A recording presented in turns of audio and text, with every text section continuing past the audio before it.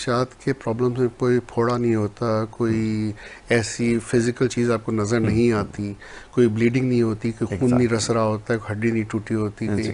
तो होता ये है कि नफ्सियात के प्रॉब्लम में एक नॉर्मल इंसान बैठा हुआ है, जैसे आप और मैं बैठे हुए हैं, और अगर वो कह रहा है कि मैं बहुत डिप्रेस महसूस कर रहा हूँ, मायूस महसूस कर रहा हूँ, मुझे बेचैनी हो रही है, घबराहट हो रही है तो उसको सीरियस लेना चाहिए। इसलिए कि एक इंसान जब सफ़र कर रहा होता है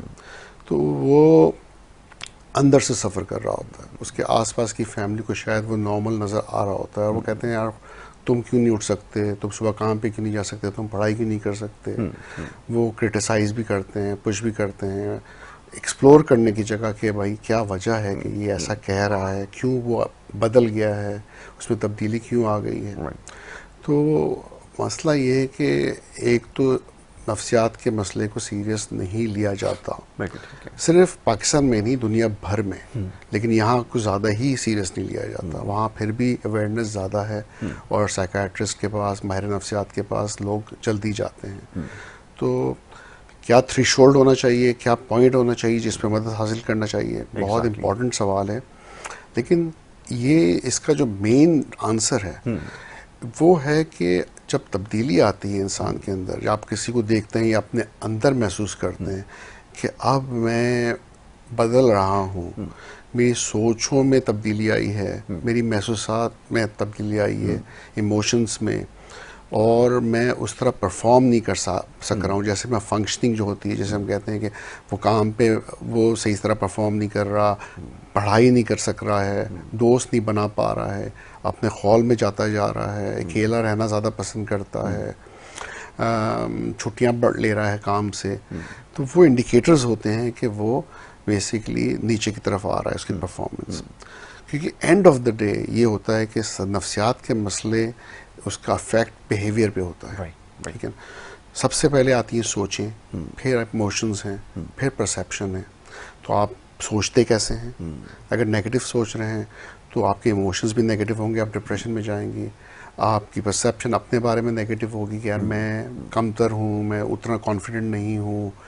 सेल्फ इस्टीम लो है, अब दूसरे मुझे देख रहे हैं कि मैं जो है ना बुरा हूँ, वो उसको लगता है कि लोग उसको नीचे देखते हैं, उसको उतना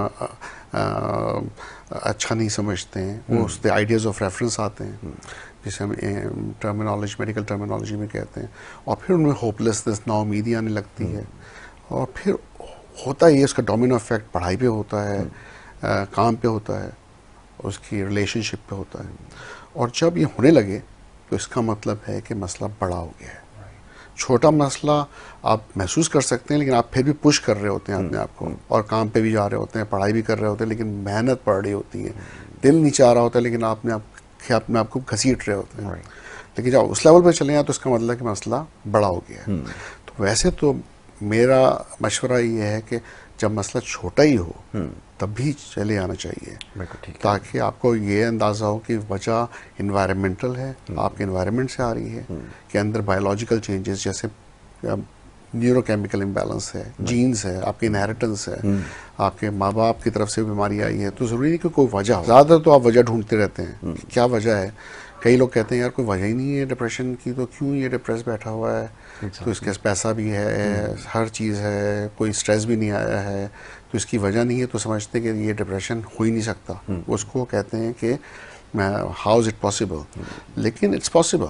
अब आप कभी अल्लाह न करे किसी को कैंसर हो जाए या डायबिटीज़ हो जाए, क्या वो ये कहता रहेगा कि मुझे समझ नहीं आई कि इसने तो अच्छी हेल्थ का ख्याल रखा था अपना, तो उसको कैंसर कैसे हो गया या डायबिटीज़ कैसे हो गई। वो इसके अराउंड रिमिनेट नहीं करते या सोचते नहीं रहते, वो जाके मदद लेते हैं। यहाँ पे भी यही है, नफ्सियात में ज़रूरी नहीं कि कोई भी वजह हो। अब मैं ये समझाता हूँ कई पेशेंट्स को कि आपको ये बीमारी है, वो मुझे कहते हैं कि रिश्तेदार कहते हैं डॉक्टर साहब कोई वजह ही नहीं थी डिप्रेशन की, तो इसको क्यों डिप्रेशन हो गया। तो मैंने कहा अब ये नहीं कहें कि क्यों हो गया, इसको हो गया है, और ज़रूरी नहीं कि वजह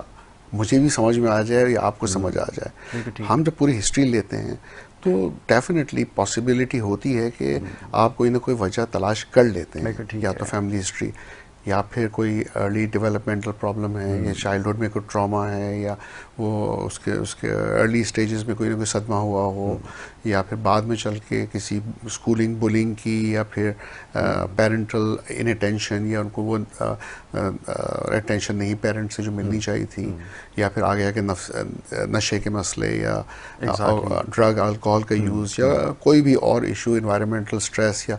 जो वजह भी हो सकती है। लेकिन अगर नहीं है और वो कहते हैं हमारी फैमिली हिस्ट्री में भी कोई वजह नहीं है, तो जनरल पॉपुलेशन में 3 से 6% को डिप्रेशन हो सकता है, 1% को स्किज़ोफ्रेनिया हो सकता है। इसी तरह स्टैटिस्टिकली बहुत सी बीमारियां हो सकती हैं विदाउट एनी रीज़न। तो ये सोचना कि कोई वजह हो तो फिर हम माने कि इसको नफ्सियात का मसला है, ये भी गलत है। एग्जैक्टली और मैं इसलिए कह रहा हूँ कि मुझसे ये सवालात पूछे जाते हैं और वो ये कहते हैं कि नहीं, अगर वजह नहीं है तो हम मानने को तैयार नहीं कि ये हट्टा कट्टा इंसान जो है वो सोता रहा दिन भर और कोई काम पे नहीं जा रहा, कोई